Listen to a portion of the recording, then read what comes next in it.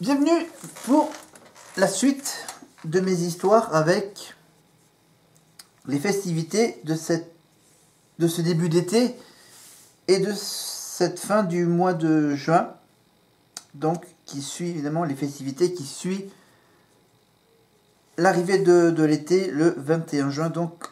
Donc je vous ai parlé, j'ai commencé par vous parler bien sûr de la fête de la musique, donc le jour de l'été. Mais en fait, il reste encore quelques petites festivités.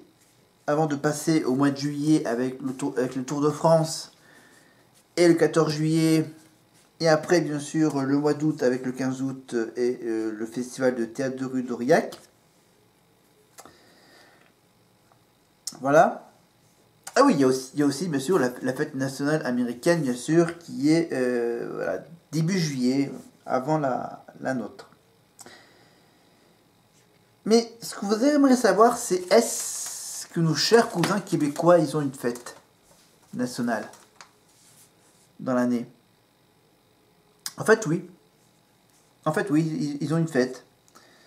Alors, une fête, eux, c'est une fête qui correspond aussi à une fête qui existe en France, qui est en lien avec une fête qui existe en France. Je parle évidemment de la fête de la Saint-Jean. La fête de la Saint-Jean, bien sûr, avec ces fameux grands feux de joie. Mais avant de parler de cette fête de la Saint-Jean, parlons de nos cousins québécois. Nos chers amis québécois qui ont donc la fête nationale du Québec, qui a bien sûr un peu des origines qui viennent de chez les païens. Chez les païens, le solstice d'été, qui selon le calendrier julien, tombé le 24 juin, était célébré par des feux de nuit, symbolisant la puissance fertilisante du soleil. Ces feux de joie demeurent encore aujourd'hui le symbole le plus ancien de la fête. En plus de son caractère de rite de passage saisonnier, la fête du solstice d'été marquait également un jalon dans le cycle de la production agricole, alors que s'entamaient les grands travaux agricoles qui ne s'achevaient qu'à la fin de l'été. Patati patata, voilà, je vous lis pas tout le détail, mais bon. Voilà, donc voilà. Encore aujourd'hui, c'est à Saint-Jean-Baptiste, dans d'Audrecel, qui se réunissent tous les catholiques de la région pour les grandes fêtes religieuses. Parmi eux se trouvent des familles d'Acadiens, revenus dans le Boulonnais après la perte de la Nouvelle-France par la France. Voilà. Officielle sous l'Ancien Régime, la fête de la Saint-Jean-Baptiste reste une fête très populaire dans les zones catholiques de la France actuelle. La fête débarque en Amérique avec les premiers colons français. Les colons. Les premières célébrations de cette fête chrétienne en Nouvelle-France auraient eu lieu en 1606. Des colons français se dirigeaient vers ce que deviendrait l'Arcadie, faisant escale à Terre-Neuve et célébrant le 24 juin à la Saint-Jean-Baptiste sur les côtes. Une seconde mention de la fête remonte à 1636 selon les relations des jésuites qui relatent les célébrations prenant place à Québec et commandées par le gouverneur Montmagny.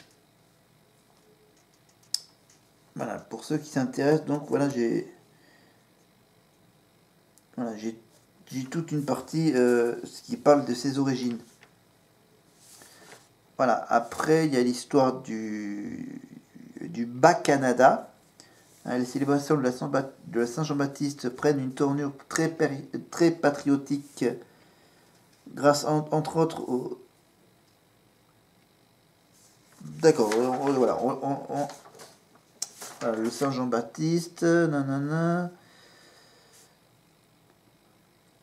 Bon, non.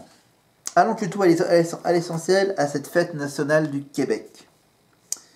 C'est le 11 mai 1977, parce que bon, c'est le 11 mai 1977 que par un arrêté ministériel du gouvernement de René Lévesque, le 24 juin devient officiellement le jour de la fête nationale du Québec. L'année suivante, le comité organisateur de la fête nationale du Québec est créé. Le comité confia d'abord l'organisation des événements à la Société Saint-Jean-Baptiste. Voilà, depuis le 24 juin 1975, la chanson Jean du pays de Gilles Vigneault, qui se joue bien sûr lors de ces festivités, et qu'en 1984, l'organisation est confiée au mouvement national des Québécois et des Québécoises et des Québécois, dont fait partie la Société Saint-Jean-Baptiste. Voilà. Bien qu'elle soit toujours la fête des Canadiens français, la Saint-Jean-Baptiste devient au Québec bien sûr la fête de tous les Québécois et non plus uniquement celle des Québécois d'origine canadienne, française et catholique. Par les actions de la Société Saint-Jean-Baptiste et du Mouvement national des Québécois, la fête s'est graduellement laïcisée. Malgré tout, la fête demeure toujours l'occasion d'un grand festival culturel dont les Québécois profitent pour manifester leur existence au monde et leur sentiment d'appartenance au Québec. La tradition d'allumer des feux durant la nuit est toujours vivante. La plus grande manifestation se déroule traditionnellement dans la ville de Québec, la capitale de cette région canadienne du Québec, sur les fameuses plaines d'Abraham, qui pendant des années réunit des foules de plus de 200 000 personnes. En 2011, le maire de Québec, Régis Labaume, fait restreindre la consommation d'alcool lors du traditionnel spectacle sur les plaines d'Abraham. Et dans les rues de la capitale, l'influence... voilà, où est-ce que j'en suis? Merde, je l'ai perdu. Voilà, l'influence de la fête chute dramatiquement, en partie à cause du mauvais temps en 2011. Le 23 juin 2012, malgré un temps radieux, moins de 40 000 personnes se rassemblent sur les plaines.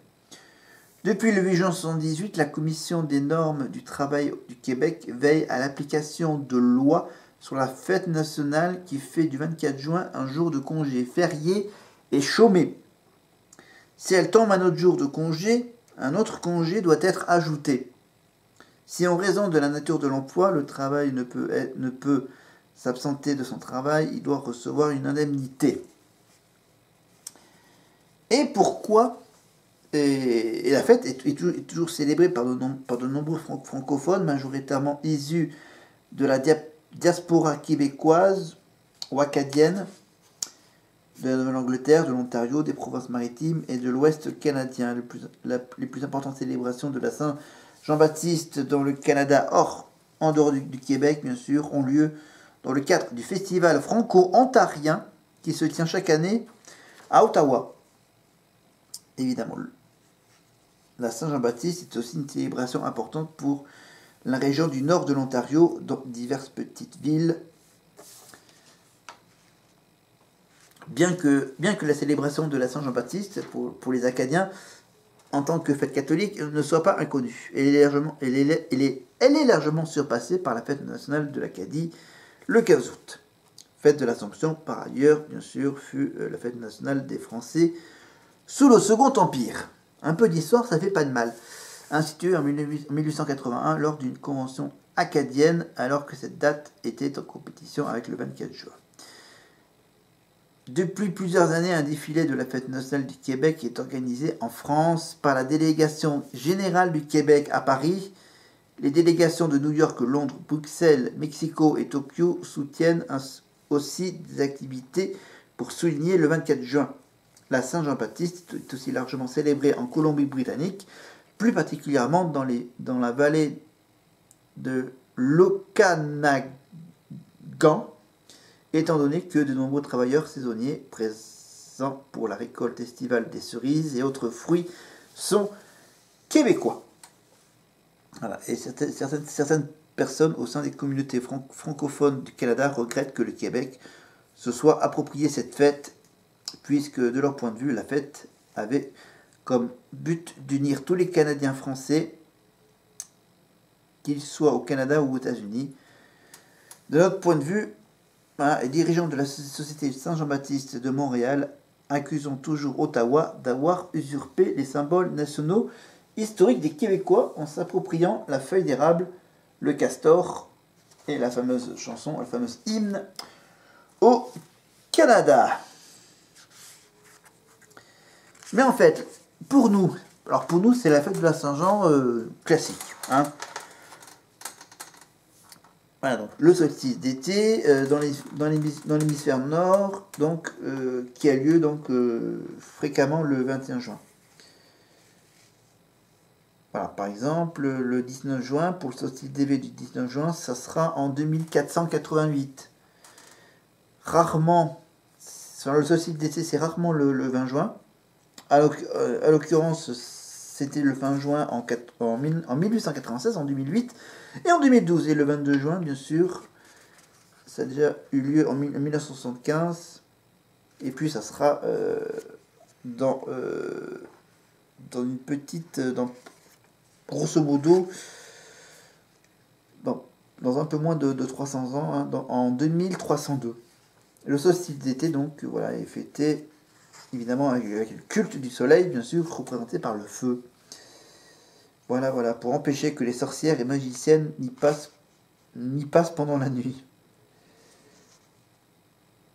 Voilà, on y brûlait parfois les herbes cueillies le jour de la Saint-Jean, contre la foudre, le tonnerre et les orages. Et l'on pensait écarter par ces fumigations les démons et les tempêtes. Après avoir tenté d'empêcher cette fête païenne, l'Église catholique l'a christianisé en le dédiant à Saint Jean, mais sans participer aux rituels délictuels qui se sont conservés au moins jusqu'au 19e siècle, évidemment, dans une grande partie de l'Europe. Voilà, et donc voilà, ce sont donc des origines syriennes et phéniciennes. Voilà, donc c'est donc une fête pastorale et agricole, mais également une fête de l'union conjugale. La signification du feu rituel est celle d'un feu terrestre. Les feux de la Saint-Jean, donc repris par les chrétiens avec le nom de Saint-Jean, souvent avec une tolérance du clergé, mais voilà, sans qu'un représentant officiel de l'Église catholique n'y prenne jamais part, hormis parfois localement pour bénir l'arbre de la Saint-Jean à la demande des habitants de la paroisse.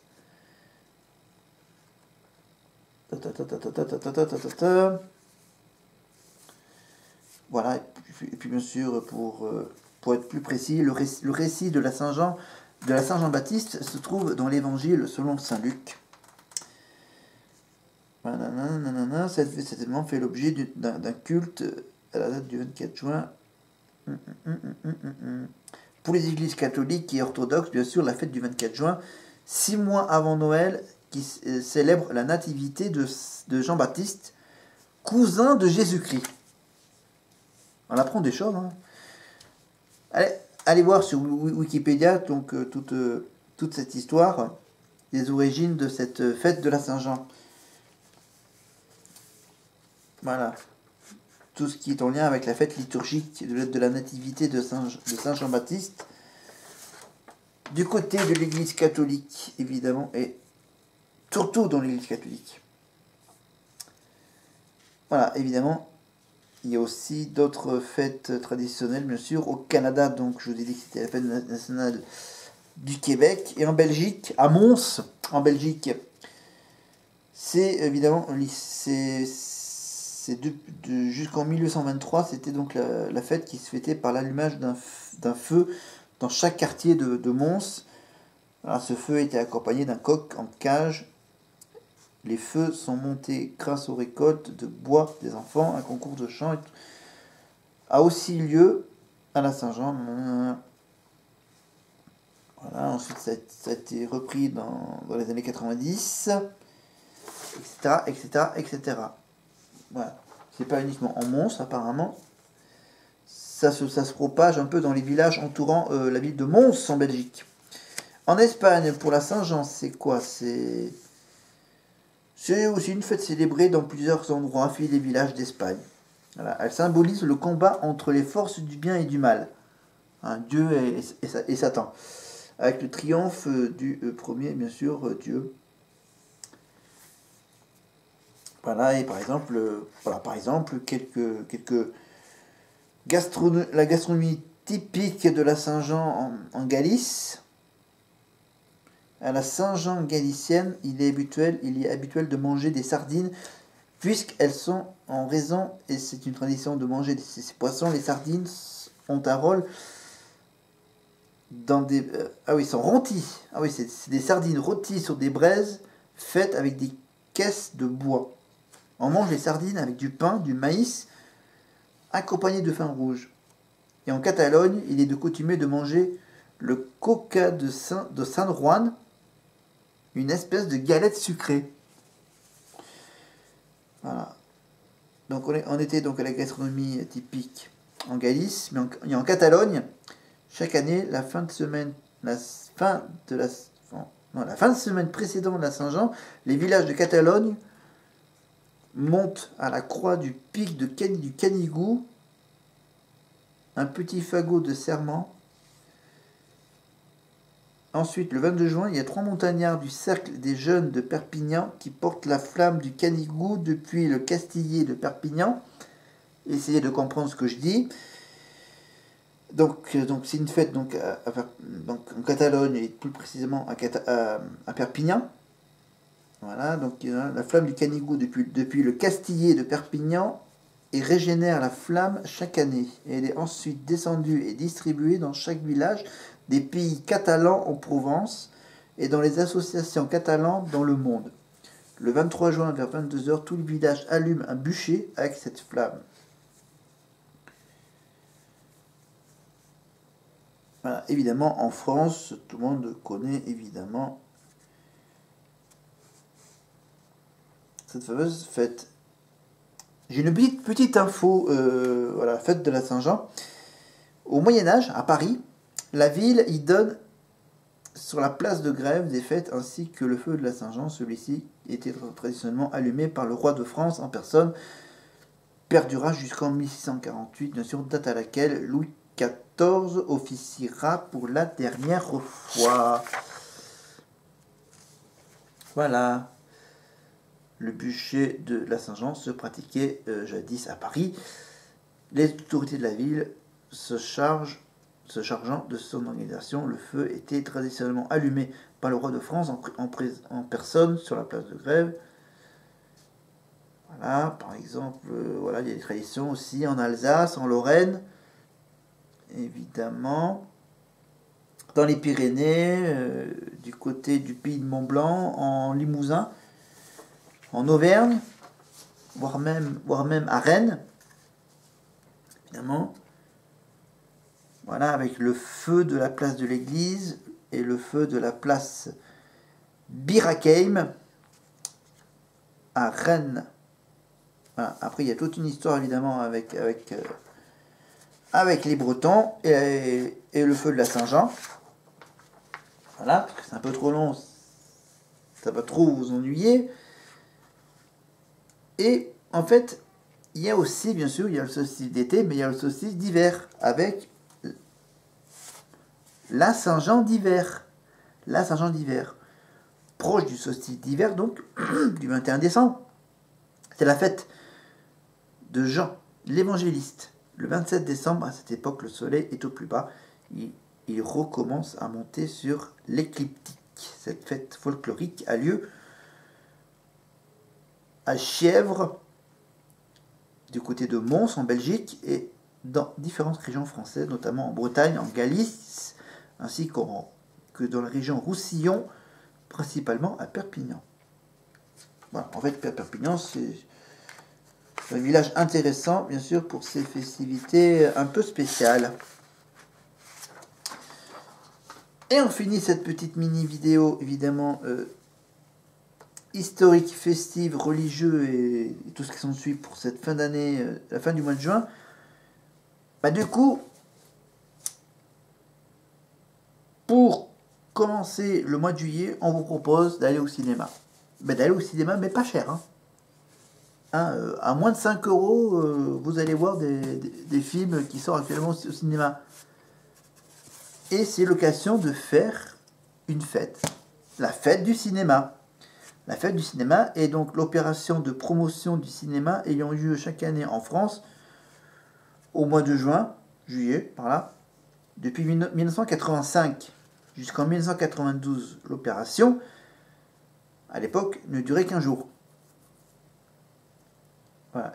Et maintenant, elle se tient depuis, bien sûr, elle se tient de 93 à 2008 sur 3 jours du dimanche au mardi. Puis de 2009 à 2011, elle dure 7 jours du samedi au vendredi.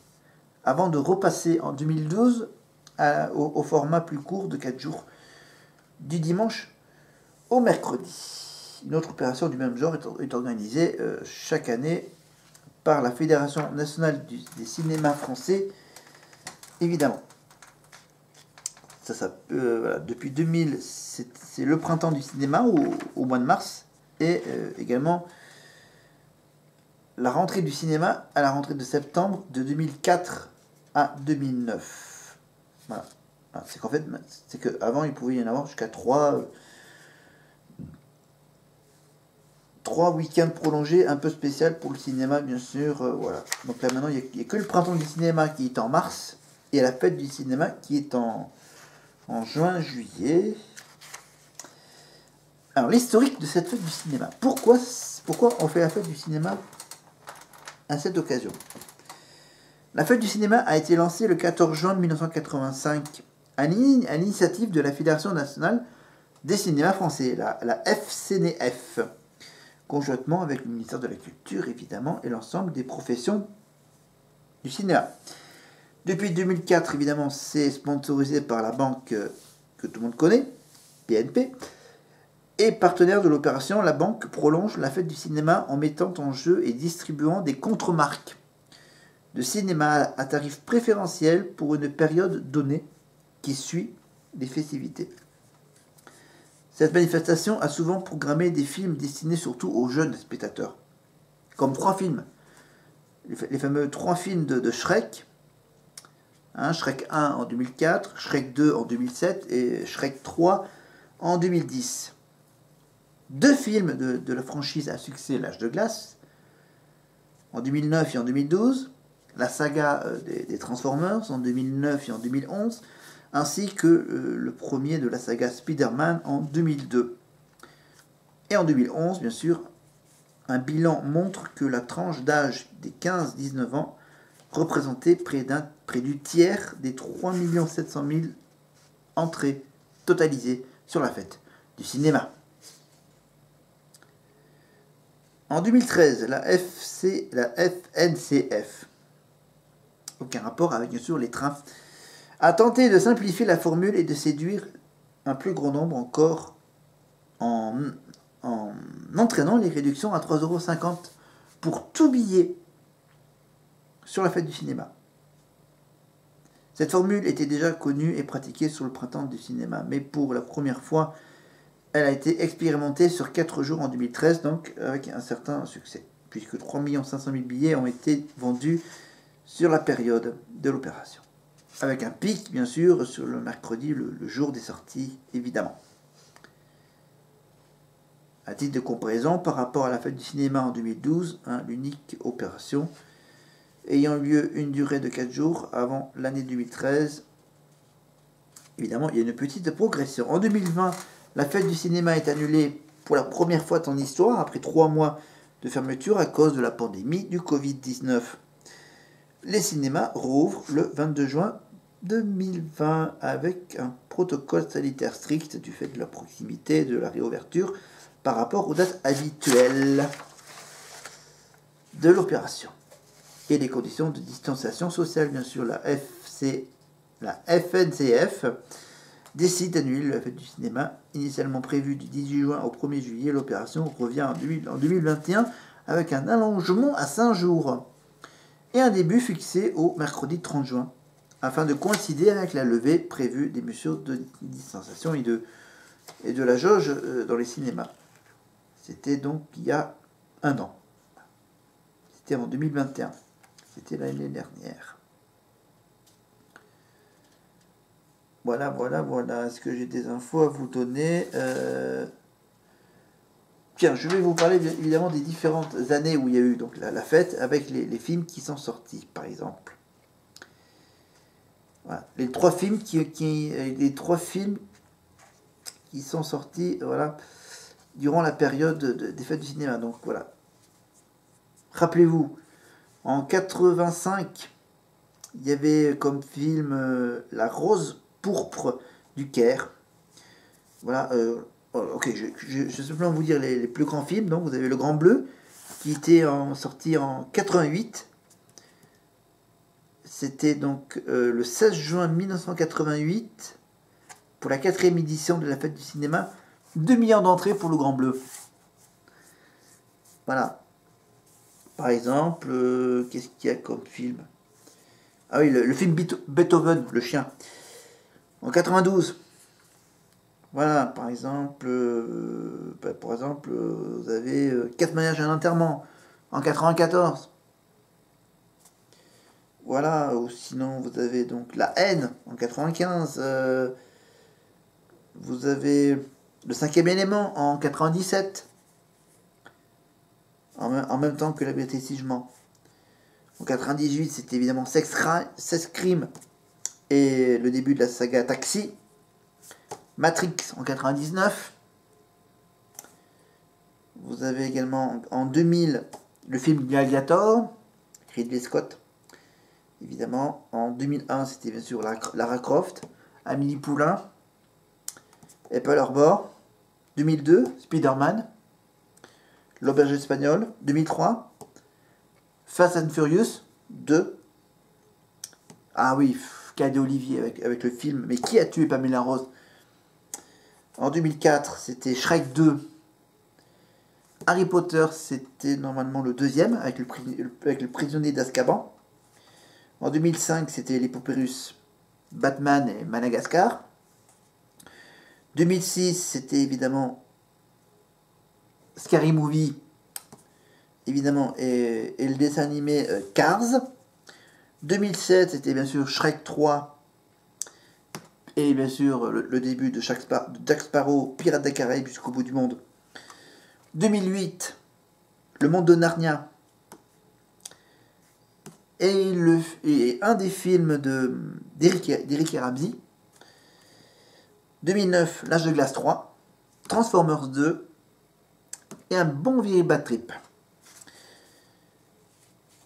Fin juin, bien sûr. Fin juin 2010, Shrek 4. Un film de Mickey Dune, évidemment, Fatal Bazooka.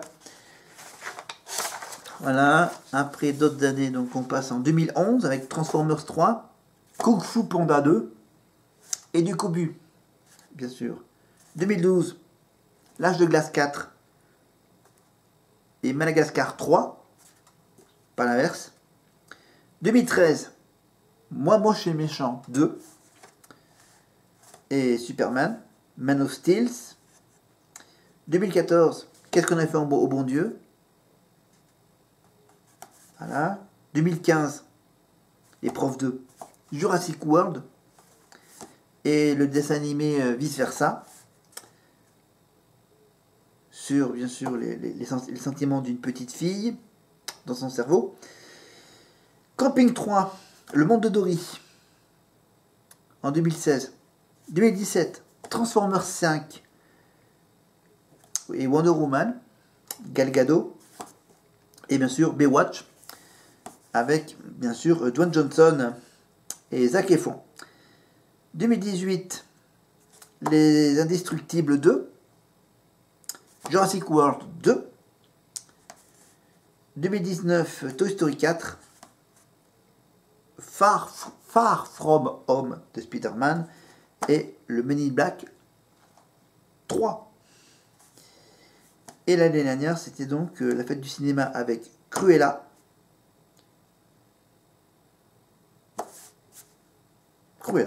Voilà, en fait. Voilà.